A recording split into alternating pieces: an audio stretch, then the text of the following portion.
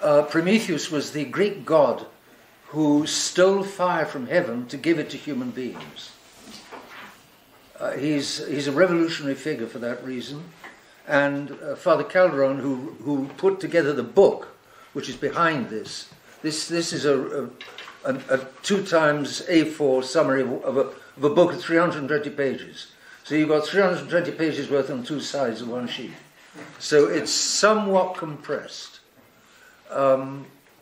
It's probably not the best compression possible, but with luck, it will give you a good idea, or an idea, if not a good idea, of what the book is about.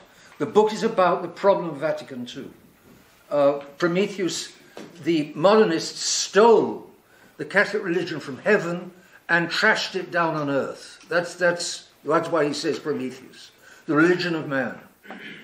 And the heart of the matter, the absolute heart of Vatican II, is that you're replacing the religion of God with the religion of man. So you're taking what belongs to God and giving it to man. That's Prometheus, the religion of man. Father Alvaro Calderón, he is a professor of theology and has been professor of theology for many years at the Society's Seminary in South America, at the Reca in Argentina. He's probably, I think, the best theologian in the society. He's Thomist, he's soaked in Thomas Aquinas, and he knows Thomas, and he's making a Thomistic analysis of the problem of Vatican II. Lots and lots and lots of Catholics, not all of them, of course, but lots of Catholics are well aware that the church has been completely changed from the church to the new church. They don't understand how it's done, but they know very well that it's done. Calderón shows how it's done. And to understand how something is done is always a good leg up on grasping that it's been done. You might let yourself be kidded by some of these false theologians that Vatican II is really what the world needs, or that Pope Francis is doing a good job, or that Bishop Foley is absolutely right to be switching the society from Archbishop Lefebvre to Pope Francis. You might let yourself be persuaded, but if you grasp Father Calderón, you'll see that no, there's no way. There's no way. And for Bishop Foley to have switched the society, which was formed to resist Vatican II, to stand up to Vatican II, in order to defend the faith and save souls, when Bishop Foley switches that, as he has switched it, it's his main responsibility but he's one of a gang.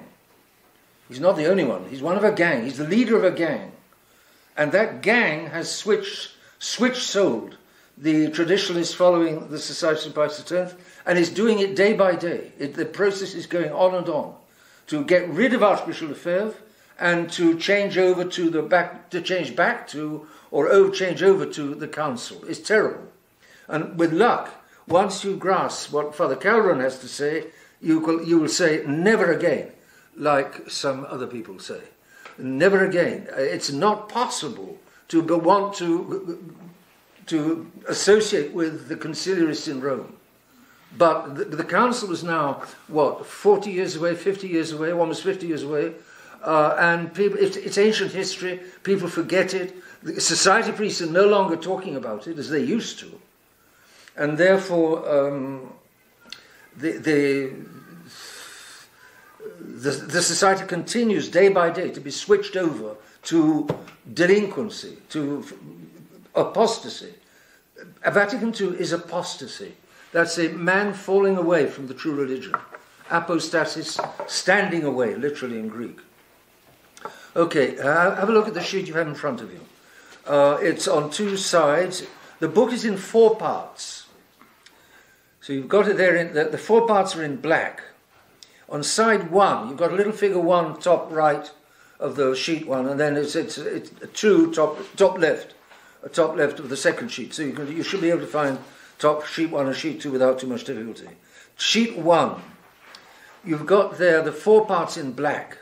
The first part is down most of the first page, and it's called the nature of Vatican II. Move right over to the left.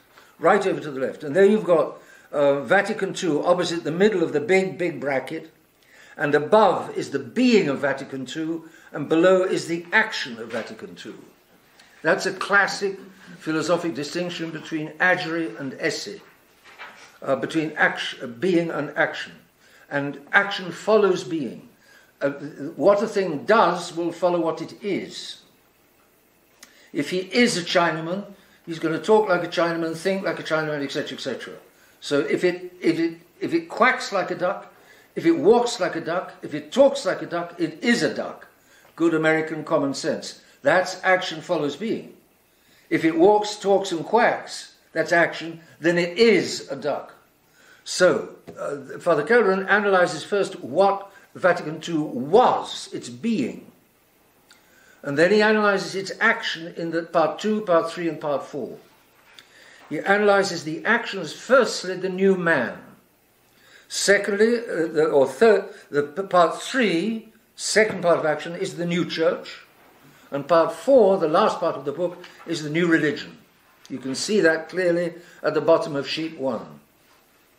If you turn over to sheet 2, what you've then got is the Vatican II in action, and you've got part 3, which is the longest part of all, very interesting, about the new church. And then you've got the conclusion, what's like the conclusion, the new religion, part 4. So turn back to sheet 1, and at the bottom of sheet 1 you've got a little sort of diagram, bottom right. You've got there in black 2, 3, and 4, and then underneath you've got the bricks, the walls, and the building. With bricks you make a wall, with walls you make a building. With new men you make a new church, and with a new church you make a new religion. So the man is analysed firstly, because he's like the bricks. The walls are analysed secondly, because that's like the church. And then the conclusion is the new building, that's the new religion. And it is a new religion. It's nothing less than a new religion. Let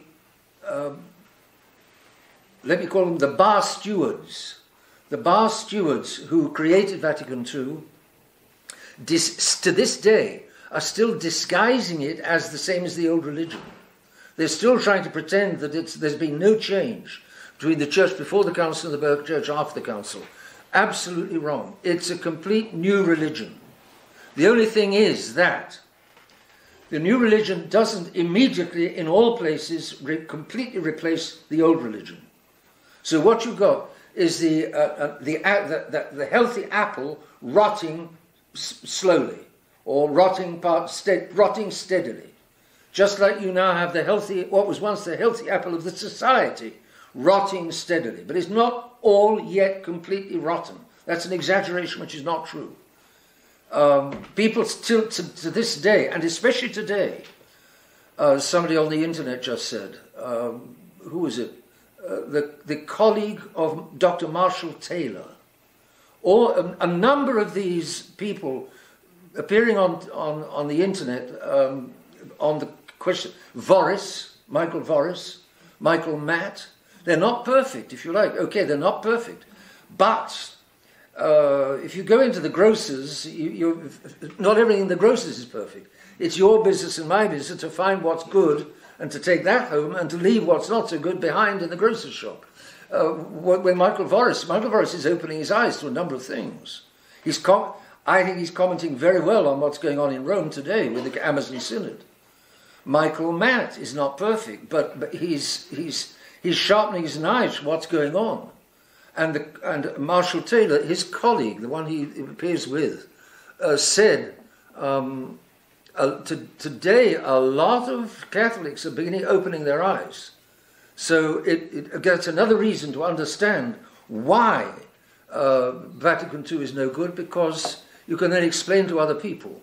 And many, you may be, all of you, apostles more or less. Look out for Catholics who are on the brink of quitting the church altogether, or quitting the faith altogether. That's very serious, to quit the faith.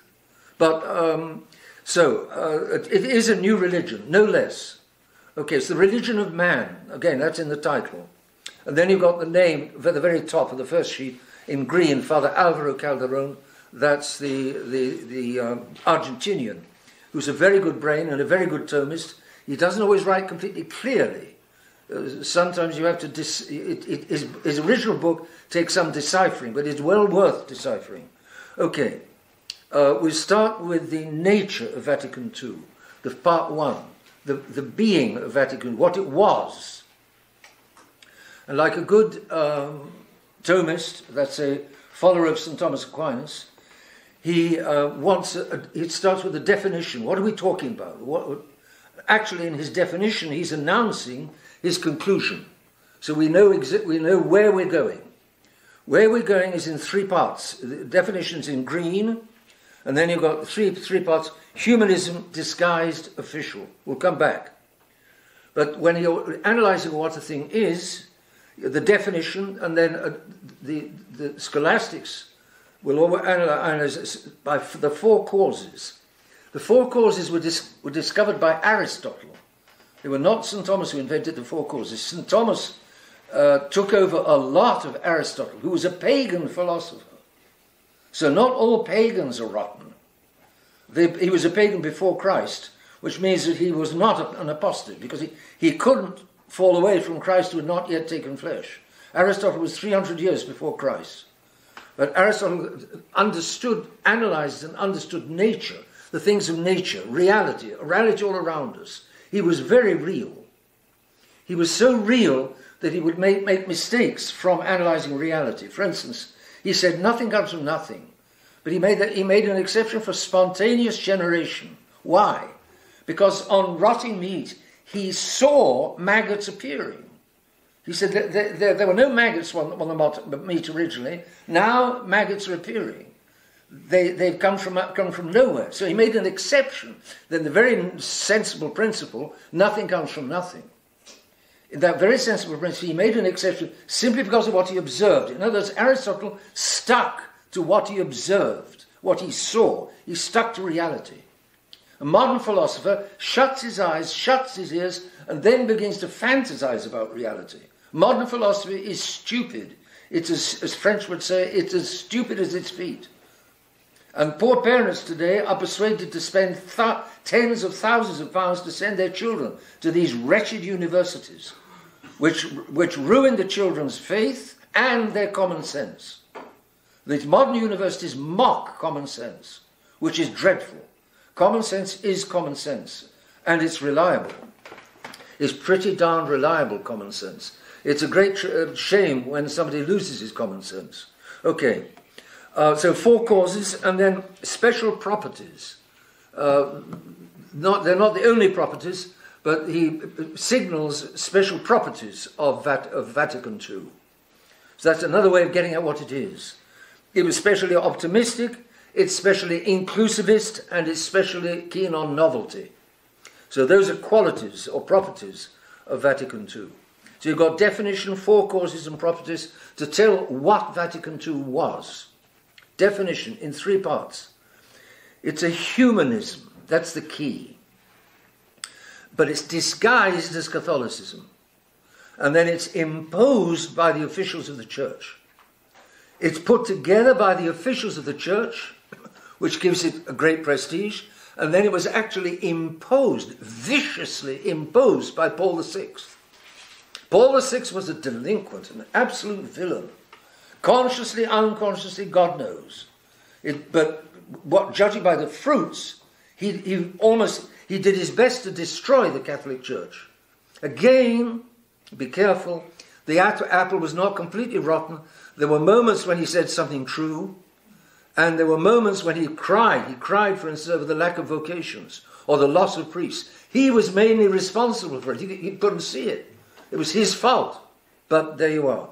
So, definition for the humanist. I read in blue, the little text in blue. Vatican II is the last in a series of glorifications of man. A humanism is something which is up for humans and which says humans are good and humans are the best and God can take second place. So the Protestantism was a first humanism. Man freeing himself from God, freeing himself from the shackles of the Catholic Church, protesting Protestants. Second humanism might have been the French Revolution, 1789, which was again liberals, the French revolutionaries throwing off the throne and the altar, cutting off the head of the king and trying to get rid of the church. They didn't succeed then, but they succeeded with Vatican II, virtually. Of course, it's impossible for God's church to be destroyed. It's not possible. But men can do a good job of trying, and that was the French Revolution. So they cut off the king's head. They would have cut off all the priest's heads if they could have. They couldn't, but they'd have done so. So the the French Revolution is second humanism. A third humanism would be the liberal Catholicism of the 19th century. And then a fourth humanism would be modernism at the beginning of the 19th century. I'm sorry. Liberal Catholicism through the 19th century, that's right. Modernism at the beginning of the 20th century. And then Vatican II is neo-modernism, or a rerun of modernism at the middle of the 20th century. So all of these are glorifying man and getting rid of God, pushing God into second place, pushing him away where he's nothing. If God is not first, he's nothing. So men, by pushing man first, make God second and make God nothing. Vatican II is the last in a series of glorifications of man, but this time supposedly Catholic. In the previous cases, it was clearly not Catholic. Protestantism was not Catholic, was anti-Catholic, was protesting against Catholicism. The French Revolution was not Catholic. They would have destroyed the church if it could have done. Liberal Catholicism is more subtle, but it's still of the 19th century. It's not Catholic because it's working to compromise with the French Revolution. Liberal Catholicism was an attempt to combine the liberalism of the French Revolution with the Catholicism of the church. And like any compromise with the church, compromises don't work. You take oil and water, you put some oil and water in the same bottle, you shake the bottle furiously. Once you stop shaking it, for a moment the oil and the water stay separate, but almost immediately the oil floats to the top because it's lighter than water, and the water falls to the... They can't stay together. Oil and water will always separate. Same with Catholicism and liberalism, same as Catholicism and any compromise. It's taken a while since Vatican II for Catholics to grasp that the Vatican II was not Catholic, but they're getting it now. With Pope Francis, who is a fruit of Vatican II, many Catholics are now understanding there's something seriously wrong with Vatican II. For a long time they've been fooled. For a long time they've been made to think by the officials of the church. That's what's so grave. This is a revolution from inside the church. Protestantism was soon outside the church. Liberalism was the revolutionaries of France were outside the church.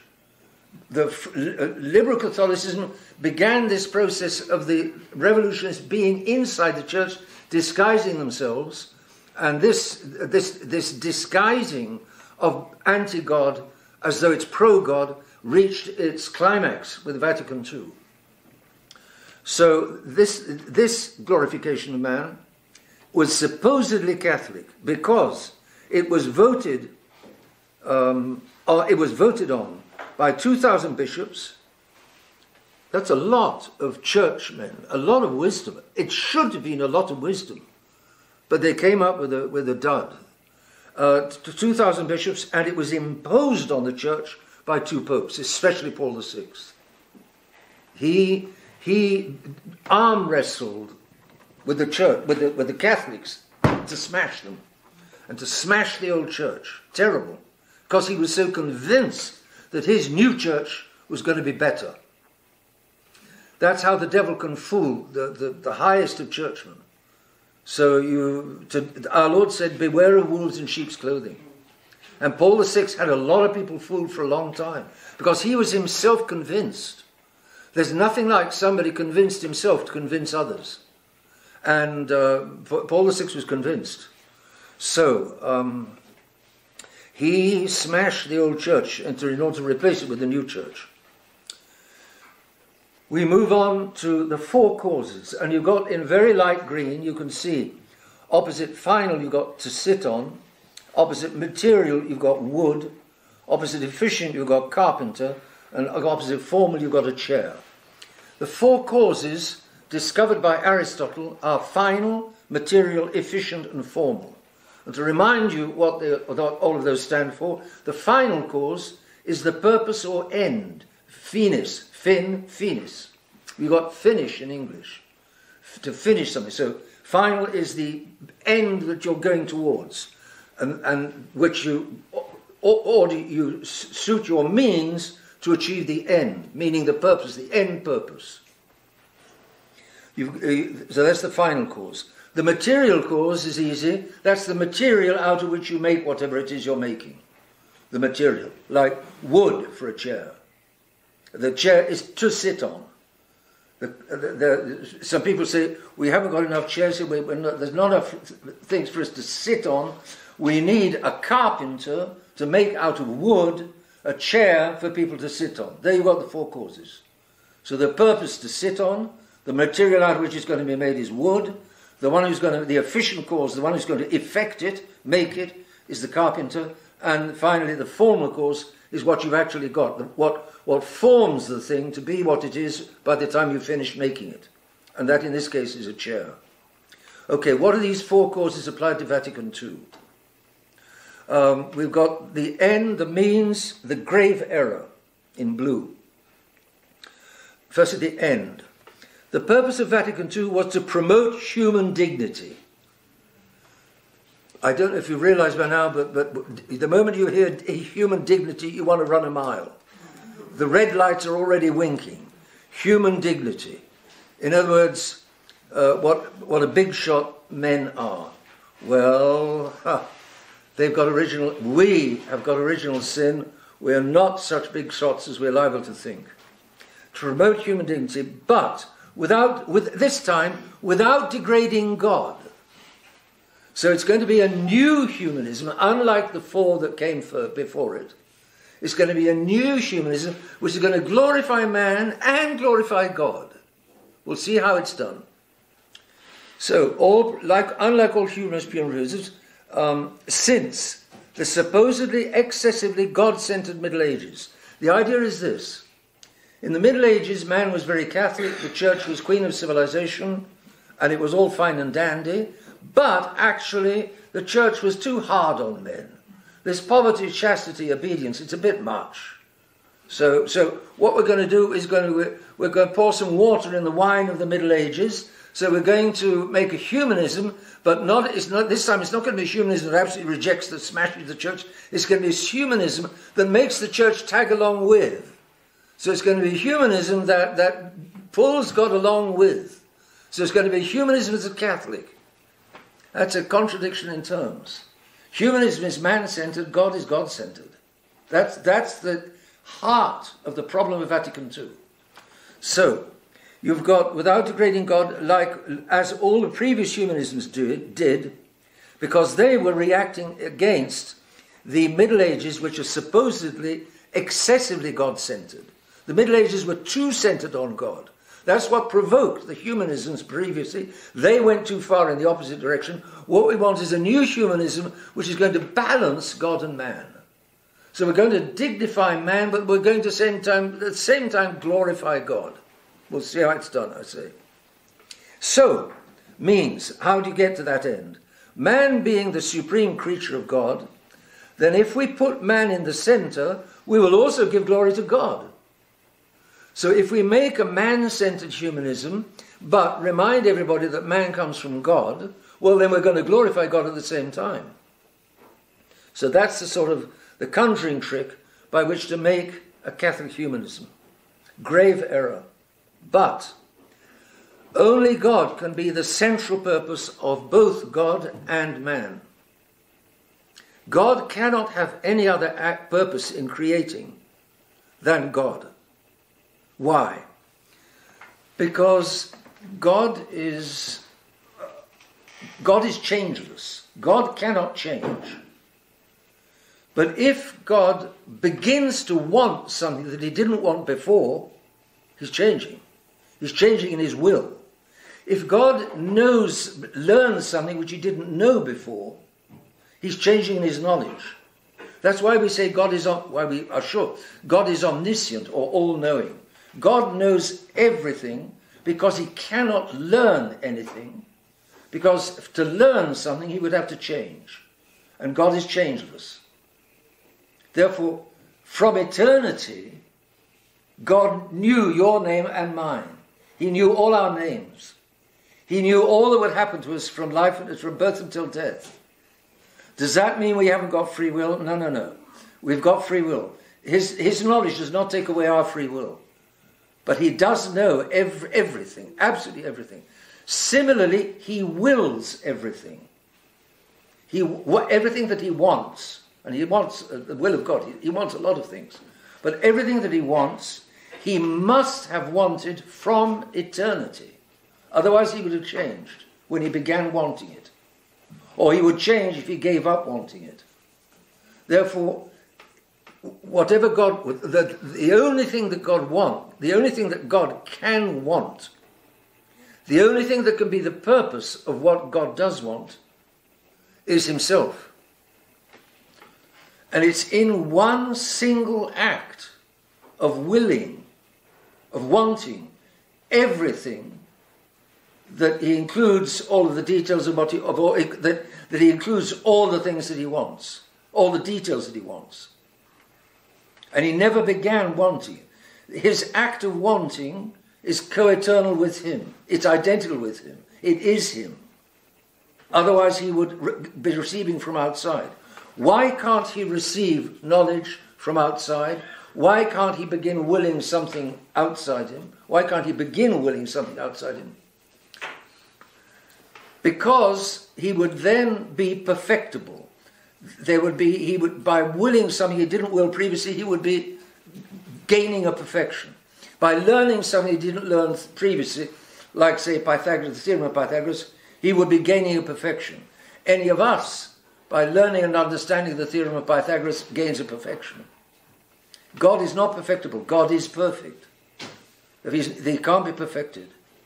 He can't be changed and he can't be perfected. Therefore, he cannot start willing. The only thing that he can will is himself. He is himself, he wills himself, he knows himself. By knowing himself, he knows everything in all of his creation. Therefore, God can only will himself. And it's part of willing himself, it's with the same act with which he wills himself that he wills whatever he creates. Therefore, the only possible purpose and end of God's creating is himself.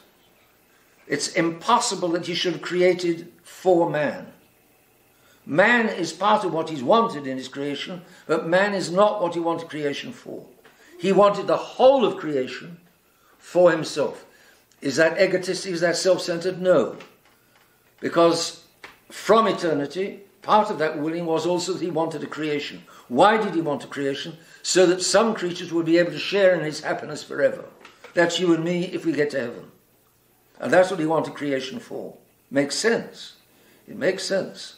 But his act of willing is not self-centered. It's self-centered in the sense that he can't will anything else other than himself, but it's not self-centered in that he, as part of his self-willing, he wants creatures that can share in his happiness. So only God can be the central purpose of God and of man. Only God can be the purpose of man. Why? Because man is created by God for God. Man is created, every single human being ever created, is created only for one thing, to go to heaven. You may say, but that's ridiculous for a Muslim who's never had a chance. Every single soul created had a chance. God could not be just if he created a soul without a chance of its going to heaven. It's not possible. Therefore, every man is created only for going to heaven. Is it the last end, the final purpose, the ultimate purpose of every single man, of every Muslim, of every Jew, of every communist, is to go to heaven. And they all have a chance in one way or another. they all had/have a chance. We don't know how that works, but Almighty God has many ways of reaching souls, even souls that are not Catholics. In fact, many Catholics are converts. They were reached by God outside of the church before they came towards the church. We go on. Changing man that changes. Man that changes cannot be the purpose of changeless God. Because if God's wanting was centered on man, then men, you and I change. Men are changing all the time. We're very fickle. Women especially. La donne mobile quanto è il vento. Woman is fickle as much as the wind. That's not me, that's Verdi, so don't blame me. But of course, women are also much more steadfast. When they're steadfast, they were there at the foot of the cross when the men had all run away, except for St. John. So, and our Lord rewarded Mary Magdalene for that reason. So, you know, women are usually either better or worse than men. Usually. Only God can be the central purpose of God and man. Man that changes cannot be the purpose of God who's changeless, for reasons said, because then man would be perfecting God. Therefore, God and not man is at the center of all creation. But by the false modern philosophy of personalism, the human person can only be end purpose and he can never be means. This is modern philosophy, personalism. It arose with existentialism at the end of the Second World War. At the end of the Second World War, the world was in ruins. Germany had been smashed to pieces by the Allied bombers. A massive Allied shipping was at the bottom of the Atlantic, thanks to the U-boats. America never got bombed, but Europe was devastated. And all ideas were discredited. Fascism, communism, liberalism, you name it, all ideologies were bombed to pieces also. So the philosophers creep out of the ruins and they say, whoa, what is it all about? What is it for? What remains? And they said, existence. Existence. Essences are all nonsense, that's fascism and communism. Existence. Well, leaving aside all the ideas, just raw existence. That's the philosophy of existentialism. It's pretty bare. There's nothing there. Similarly, who is left? Who is left? Hitler's dead, Churchill is raving, Roosevelt is dead, Stalin is going to get killed in 1953. Who's still living?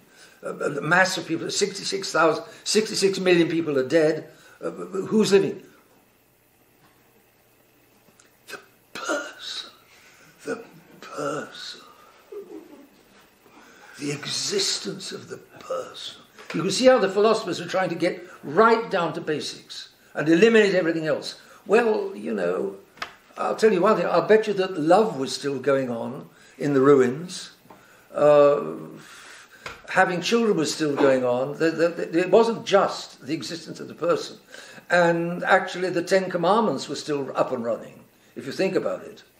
So Moses never said that the Ten Commandments are going to go out of force in 1945. So actually there was, common sense says there was a lot that was still up and running. Nevertheless, the thinkers, without God, and godlessness was the main cause, in fact, of those two world wars. Without God, what is left? The person. So you can see this idea of the person without God leads to the idea of everything centering on man and not on God. So Vatican II is going along with the modern world. Man is everything and God is nothing. Or God is secondary. Man is primary and God is secondary. An attitude coming out of, so to speak, the end of the Second World War. And that Vatican II was highly influenced by that. So the modern philosophy, by the false modern philosophy of personalism, The human person can only be an end person, and he can never be an end purpose, and the human person can never be a means. This is, again, a modern philosopher's attempt to say in what the person consists. Well, he's meant to go to heaven. Forget heaven. That's fairy tales. No. But he's looking for some kind of explanation to give value to the human person. So what he says is, well, the human person, if I think about it, he's always the purpose. Man is the purpose. Man is the center. Man is the purpose, and everything else is means. The trees, the stones, the animals, the plants, that's all means for man as purpose. Man is the purpose. Man is the end, the purpose of everything else, and including God. That's where the devil sticks his foot in. Okay, let's have a look at an argument. See if you can nail the errors, because this argument, some of you may not be able to read it, but some of you may. This is a major, a first minor, a first conclusion, a second minor, and a second conclusion. This is it's logical. God's glory is in his handiwork. Okay. Now man, because he's uniquely free among creatures, is God's supreme handiwork. Okay. Therefore, to glorify the human person, man, is supremely to glorify God. Get it? So to glorify the person is to glorify God. So we're going to glorify the person. Don't say this is just humanism and it's turning away from God. No. We're glorifying the human person in such a way as to glorify God. But the human person is end and not means. Therefore, to glorify man as an end and not as a means is supremely to glorify God. Clever, huh? But what it means is, if I glorify man as man, for man, purpose of man, man is the end purpose of everything, I'll make God tag along behind. I'll bring God along behind. That's the root of Vatican II. So, where are the errors? Well, God's glory is in his handiwork. Is that true? What is God's real glory? Himself, exactly. So the theologians distinguish between God's intrinsic glory and his extrinsic glory. His extrinsic glory is from creation. His intrinsic glory is what he's had from all eternity, and what he cannot not have. Which of the two glories is greater? In God. Therefore, the exterior glory has as its purpose the interior glory.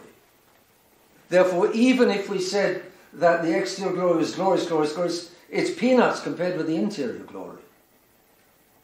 So, God's glory is in his handiwork, yes, a smaller part of God's glory, but not his real glory, which is in him, and which is prior to anything and everything ever created, and in comparison to which everything that he ever created is peanuts.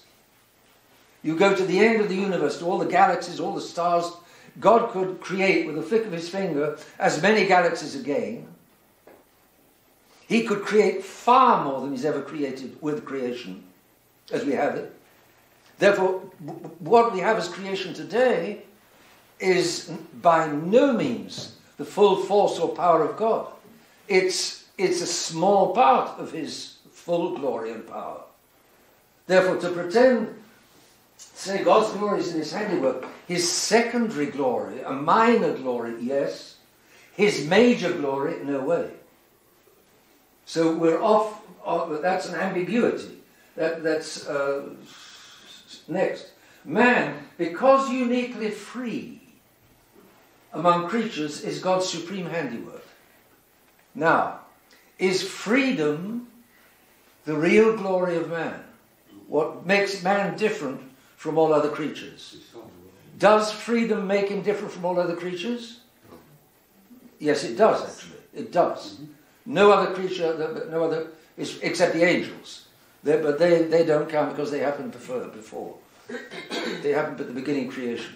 But actually, yes. But is man's freedom the root of his value, his dignity, his importance? Or is something else the root of man's freedom? Man's freedom is the manifestation of that, in which case it's true to say man's freedom is a manifestation of his dignity, but it's not the root of his dignity. What is the root of his dignity? What makes man different from all the other animals? Will. Will. You're hitting, you're spattering the target. Being the image of God, free will. Free will is important for sure. Right. What is free will the root? Intellect, I guess. If it's for God. Reason. Reason, which includes those two spiritual faculties. So it's man's spirituality, his freedom, his dignity go together. But which of the three is the basis of man's reason, spirituality, freedom, dignity? The four go together. Which is the root of the other three? Answer: reason. Modern man says freedom. Now, why does modern man say freedom while the church says reason? Because if I say it's reason, then I have to use my free will in accordance with reason, otherwise I'm going to lose my dignity. Right? So, whereas if I say man's freedom is the root of my dignity, in that case I am free to do as I like, exactly. So if I say reason is the root of my freedom, is the root of my dignity, I've got to obey God. Aristotle said virtue is in behaving reasonably. He didn't have Christ, he didn't have the incarnation, he didn't have the wisdom of the church, but he saw that that man must behave reasonably. There's an obligation to behave reasonably. If you're honest, you know that. You know right and wrong. Every man has a conscience. Every man, until a man dulls his conscience, he knows that there is a right and there is a wrong, and he knows he's got to do right and avoid wrong, and not do wrong. So the root, now it's a very interesting point, why reason is the root of freedom. And the answer is because an animal is shut in on its instincts. An animal can't disobey its instincts. An animal's behavior is guided by the instincts that God has implanted in it. If a dog is hungry and there's a plate of red meat accessible, he's going to go for it. If there's a cold stream in between the dog and the red meat, he's going to come up to the edge of the cold stream. He's going to put his front feet in the stream. He's going to, but he's going to look as though he's making up his mind between the red meat which he wants and the cold water which he doesn't want. But he's not making up his mind. He hasn't got a mind to make up. What you're observing, it looks like he's making up his mind, but in reality, he's making up his instincts. It's a clash of two instincts. The instinct to go for the meat and the instinct to avoid the cold water. And it's quite different from a man making up his mind. A dog cannot take a cold shower as penance, because his instincts rule it out, and there's nothing to overrule the instincts. But in human beings there's a reason which says, I want to get to heaven, I need to do penance, and I'm going to do penance by a cold shower. My instincts, ouch, no. But I'm going to endure the cold shower because my reason is overpowering my instincts, which it's designed to do. The instincts sometimes give the reason a very hard time, and the instincts overwhelm the reason.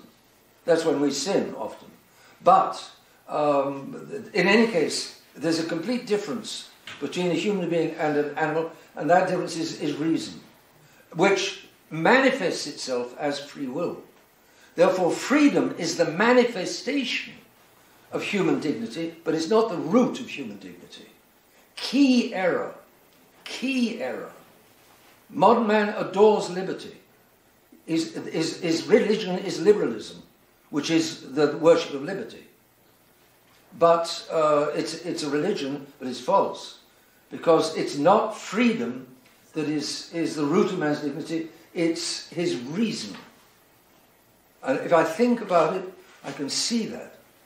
The dignity of a man consists not in his following his instincts. He can do some very stupid and base things if he follows his instincts.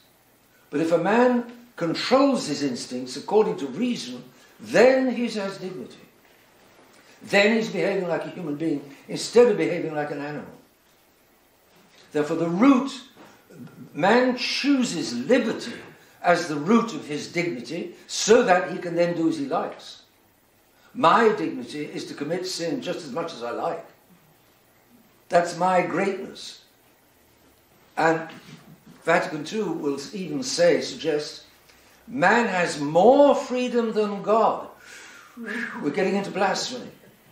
Because God can't commit evil and I can. Yeah?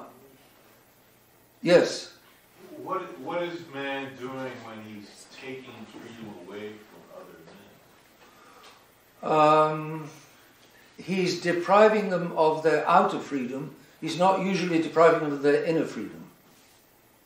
If I'm in prison behind bars, I can't walk around town, but I can still glorify God or abuse God in my cage, in my prison. So man can take away the less important freedom from his fellow men, but he can't take away the devil can't take away inner freedom. The devil can't take away our free will. Free will is inalienable. A man has an inalienable right to life, liberty, and the pursuit of happiness.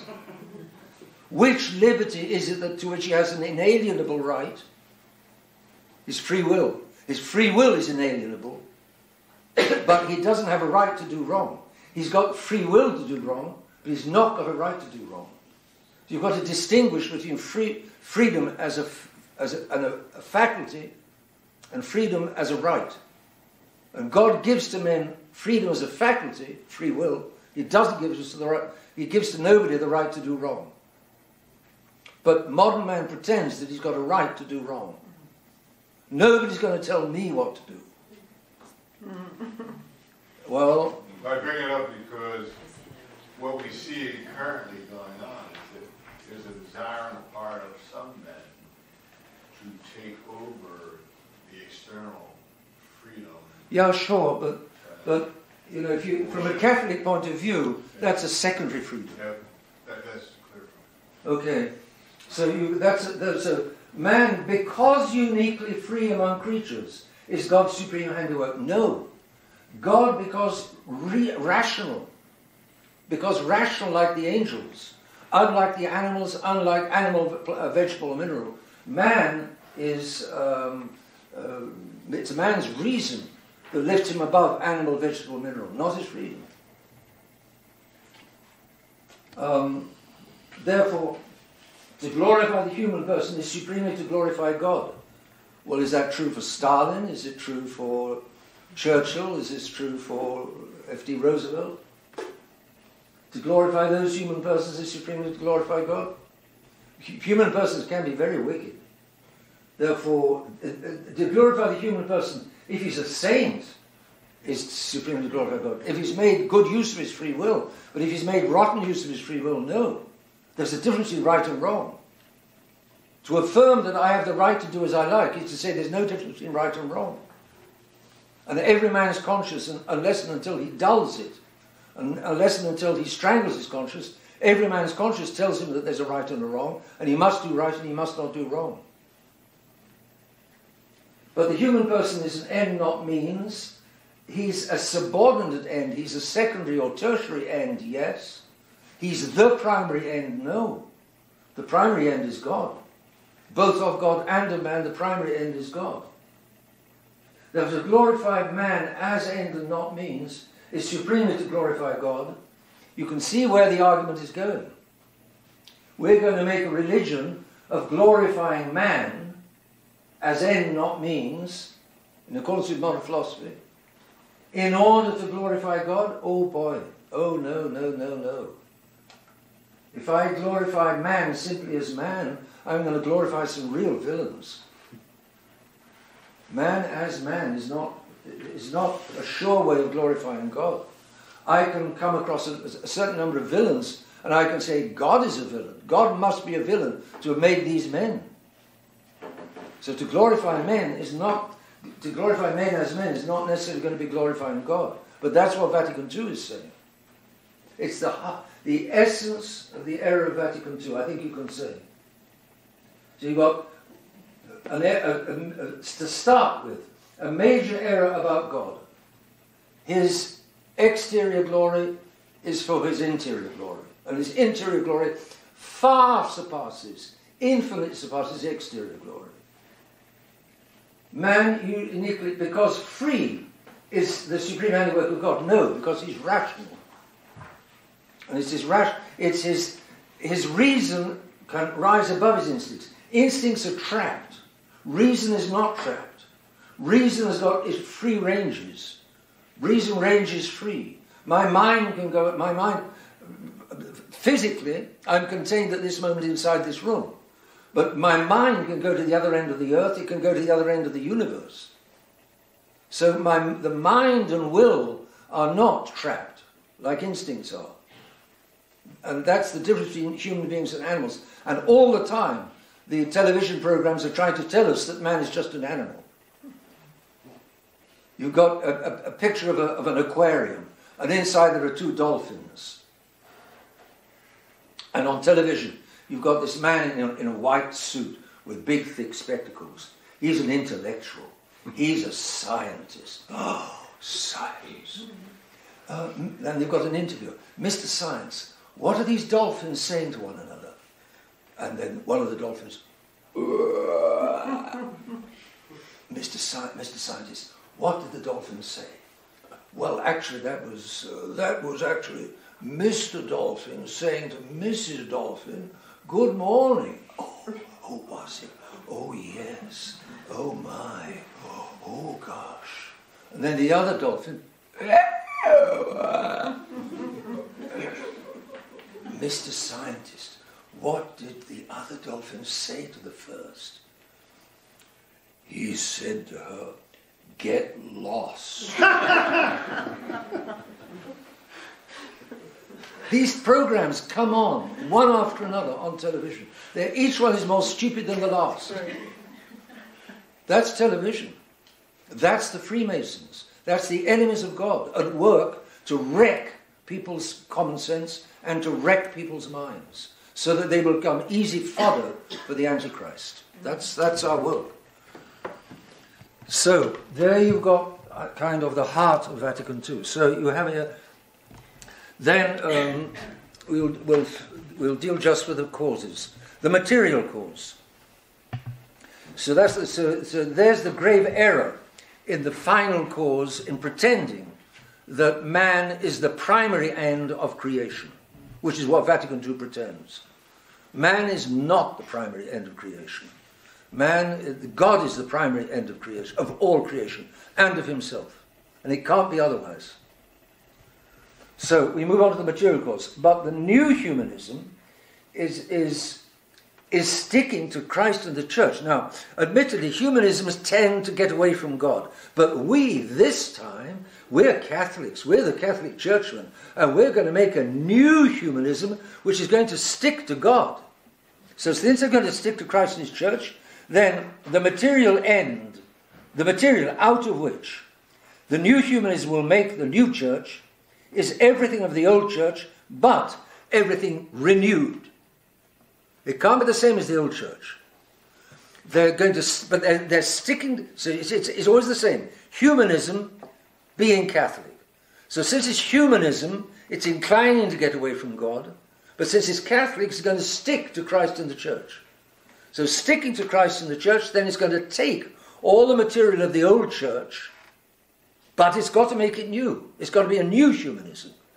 If it simply reran the 4 previous humanisms, then we'd be back to God getting shut out and nothing Catholic. We're going to make this new humanism Catholic, therefore we're going to stick to Christ and His church, therefore we're going to take everything of the old church and transform it by the new humanism, which is going to make it godly as well as human. So you can see it's a principle of these characters, a driving principle to take everything of the old church and renew it, or change it, get rid of it, to get rid of the old church. That's Pope Francis. You can watch him at the job. There's the faithful come to kiss his ring, he pulls his hand away. The choir boy folds his hands piously. What are you doing there? Get your hands apart. In every little detail, he's got to get away from the old church. It's a driving principle. It's a diabolical principle.